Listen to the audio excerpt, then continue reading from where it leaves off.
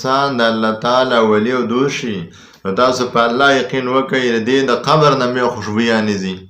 د دې دنیا هم ښه د دې قبر او د دې آخرت هم ښه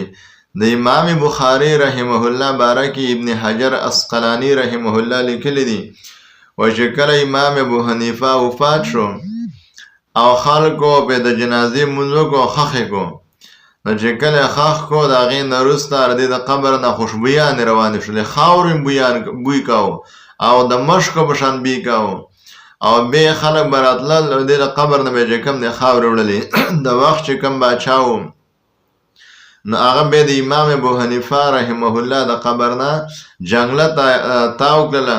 او قبر یې د خلکو نه محفوظ کړو نو څوک چې په دنیا کې الله له خپله زندګي ورکي الله له خپل ځان ورکي نو الله تبارک وتعالی بیا د دې چې کوم دی هغه ټول چې کوم دی حفاظت کوي د هر طرف نه او په ده باندې بیا خفه کېږي کافر پرې ګزار